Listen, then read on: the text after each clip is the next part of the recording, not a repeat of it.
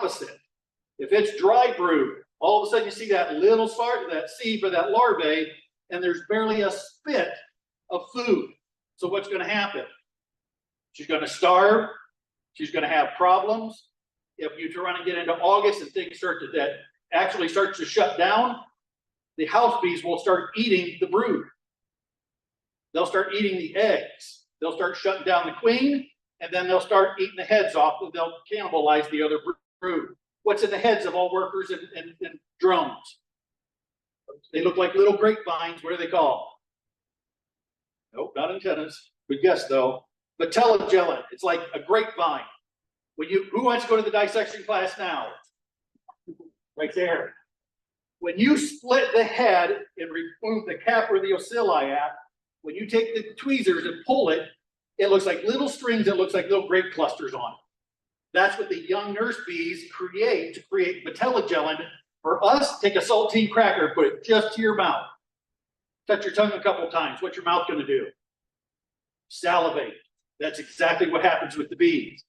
As they become older bees or foragers, the vitellogellin dries up, but they can revert back a little bit if something happens to the colony to revert that.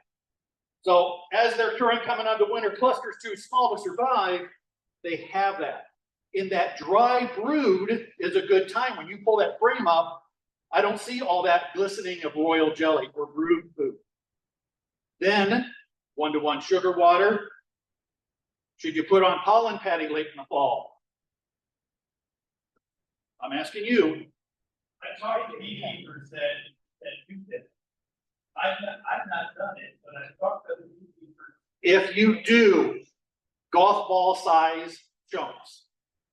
Don't say, Jamie said, put on this gigantic patio, or what are you going to be raising that? Hive beetle. If you raise hive beetle all the way up, then you can put little grubs and use them for fishing.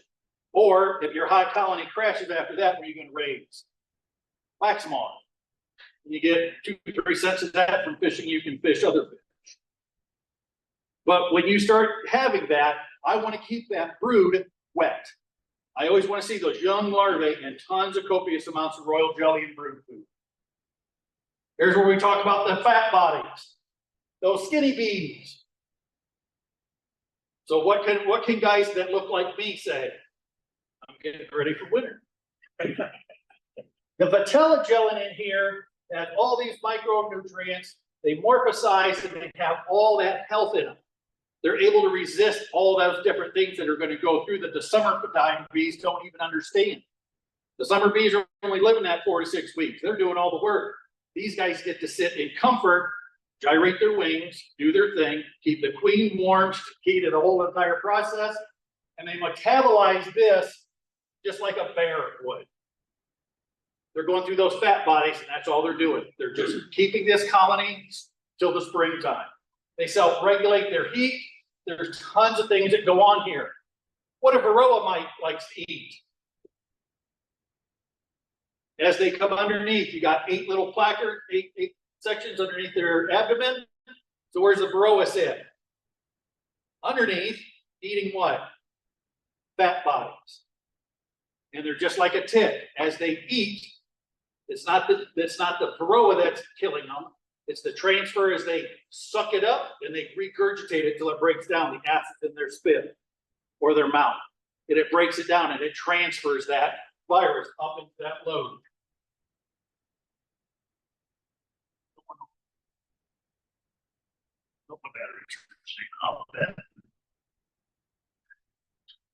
So this whole entire thing from this whole back end, from the rectum to the stinger, this is where these bees are starting to run and extend. You can actually take a winter bee and see how big it is in the rear end. If you want to, take it between your fingers and roll it, and you'll see the fat body squeeze right out. And it's almost like a white cream. It's like drones in the springtime. You can take drones and roll them and see when they're sexually active, so you know when spring season or swarm season is ready to kick in. Grab me that other one, would you please?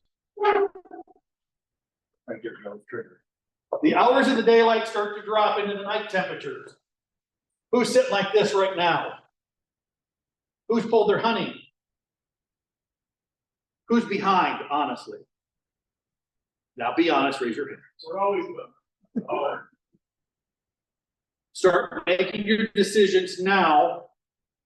When the bees need the carbohydrates and the sugar, they're needed to try to get everything done. Let me switch this real quick.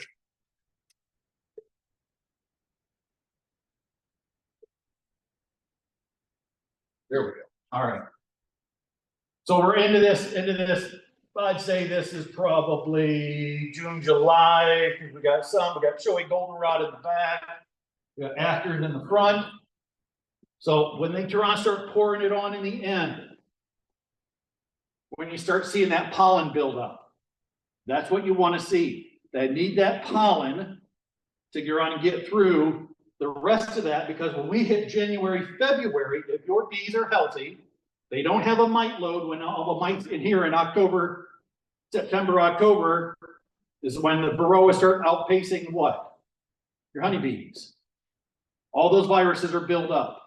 If you're monitoring every month and you're doing what it takes to turn around and keep ahead of this virus load, what's the maximum in USDA recommendations? How many mites per 300 bees? How many? 3%, but 9 mites per 300 or 3 mites per 100? 3 mites per 100. It's the same. Or if you take 9 mites per 300. So when you're trying to you're having this layout, they need to have that to help the spring.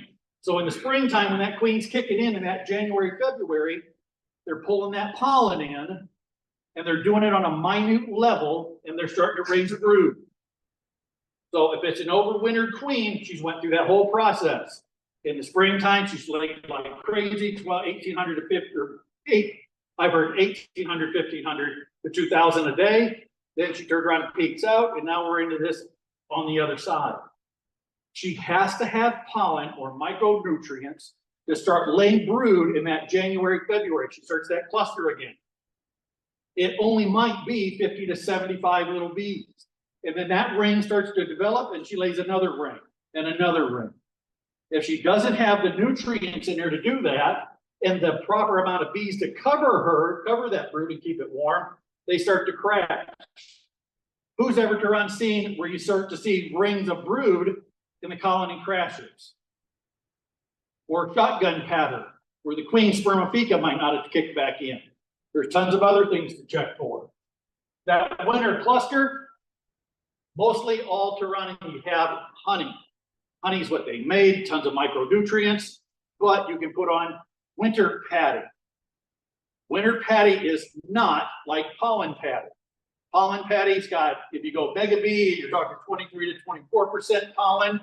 If you have winter patties, you're only talking maybe 1 to 2%.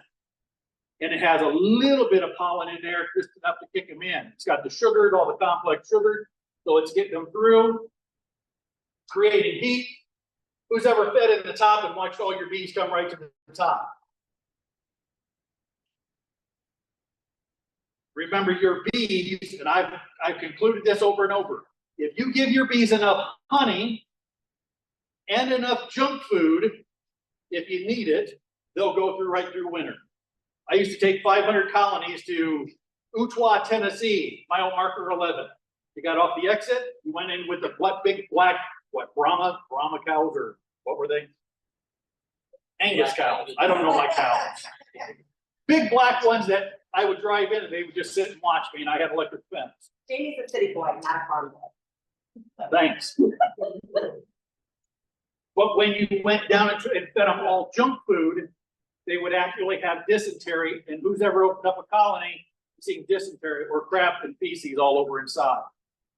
That's when you start feeding them not enough carbs, and they turn on and have so much sugars that they just can't hold it anymore. Don't take those frames, and I'll say this, don't take those frames and go, oh, I'll give them to another colony to clean up. Because what's in that dysentery? And the bees are not using Pledge and Windex to clean with their hands. They're cleaning with what? Tongue, ingesting it, catching more viruses, and the next generation's sick after that. Do we need to care about our winter bees? Do you have jobs over the winter time as a beekeeper? I call it popping the hood. Take that, always wear a veil, because there'll be one girl in here that likes your face more than you do. And about the time you pop it, it's about the time she comes up and pops you in the face. For me, I swell up like a Stay Puft marshmallow in the face. I can get stung in the hands over and over. But we have to turn around and watch these colonies. There are some bees that have not read our books, have not taken our great classes. And you say, you're supposed to be down below, and where do the bees live? Directly under the inner cover the entire winter. But I want you to think about what's going on in that colony as you're popping that hood. I want to pop that hood, and if I see a spray bottle that has a little bit of moisture inside of there, that's fine.